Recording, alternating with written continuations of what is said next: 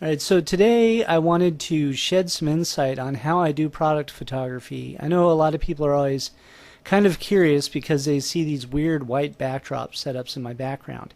So today I'm shooting for In the Swim, and we're reshooting a lot of their pool kits because they've got new labeling. So anyway, basically this is a shot that I won't be using because my ball in the middle is crooked, but I thought I would use it for a test anyway. And I did this when I was actually setting everything up. But this is what it looks like coming directly off the camera. Now, I use specialized lighting, and my lighting is actually polarized. And so that's what this kind of looks like. Basically, it's two lights from the front vertically on top of each other.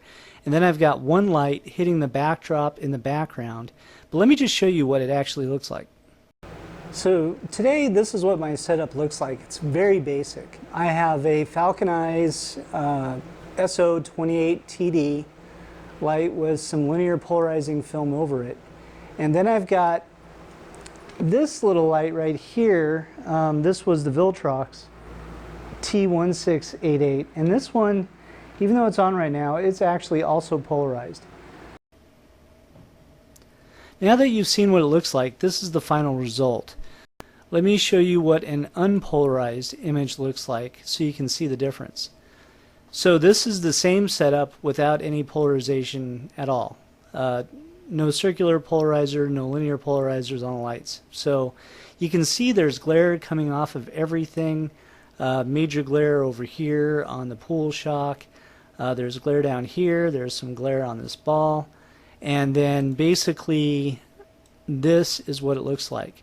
So when I'm shooting this stuff, I try to get it as close as I can in camera and then be able to just kind of burn through it. Now you see the polarized lighting here is cutting out all the glare, even the glare that you saw reflecting on the bottles, where the bottle was actually reflecting what was on this bottle and this bottle was reflecting what was on this box.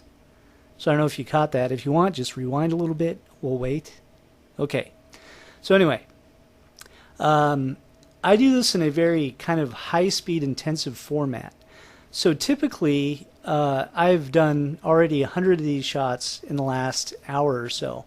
And I do these where I knock out the background completely. So what I do is I hit previous conversion. This is what my setup was, and these are the adjustments that I've already made. So I brought my temperature to 4800, my tint to 23, exposure plus 20, highlights, cut those in half, my shadows, I cut those in half. I brought my whites all the way up, and this is what I'm getting. So I've already edited a bunch of photos like this. I'll also add a little bit of vibrance and a little bit of saturation just to kind of punch them up a little. And then from here, to knock the background out completely, it's using the radial flare tool.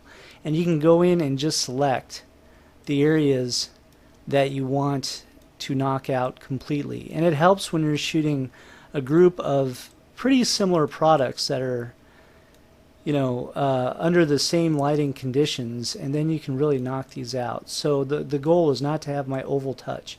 Now my oval filter up here is the radial filter, and over here you'll see I've got my exposure bumped up 75%, my highlights at 100, and my whites at 100. This is allowing me to blow out the background.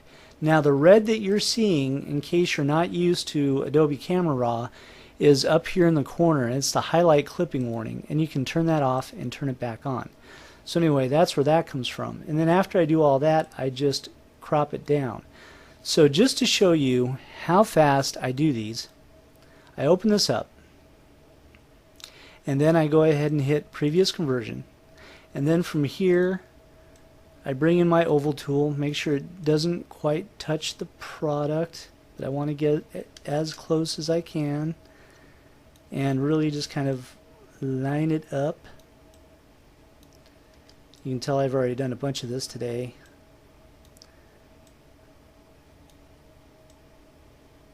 And then I'll go ahead and crop it down, and I'm cropping this to 4/3 because it's more of a standard format as far as framing and printing go. And then from here I can just open it. Now one thing about my setup was everything actually looks pretty good except my blues are a little light.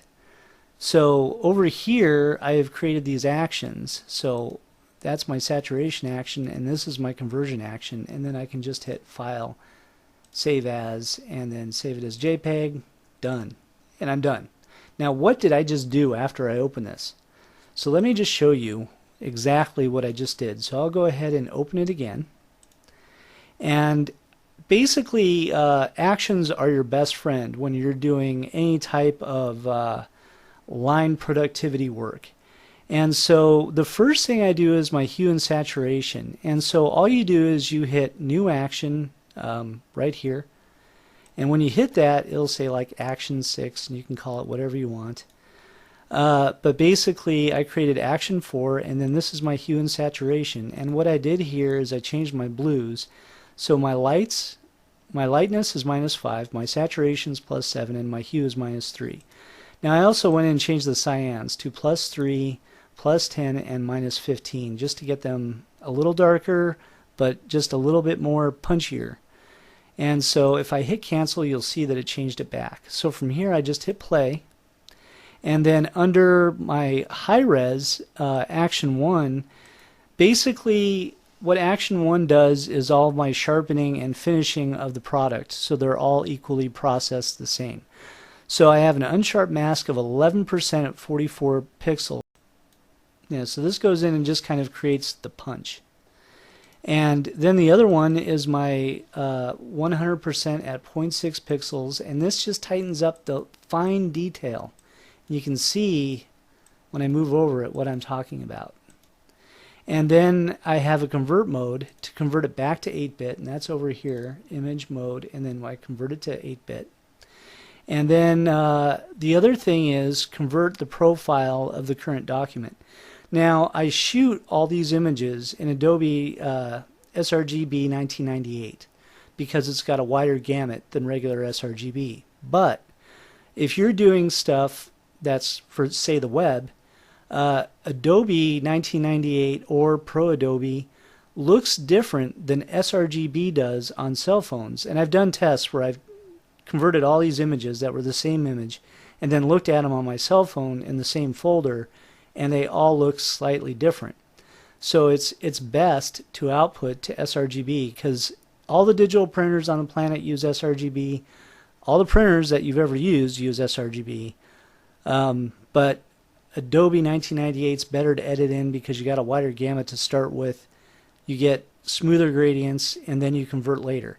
So, and then I also added a flattened image in case I had to add a layer to fix something. So that's just kind of my output action. So from there, all I do is I hit action 1, and then that does all the conversion for me, and you'll see this just went to 8-bit. And now it's just regular sRGB, and then from here I can just go File, Save, and save it in the directory, and I'll just go ahead and replace it, and that's that. So very easy to do. So anyway, this is an insight on how I do product photography. I hope you guys found this helpful. I'll do more little videos like this along the road, just so that way you can kind of see how I do what I do. Anyway, talk to you guys later. See ya.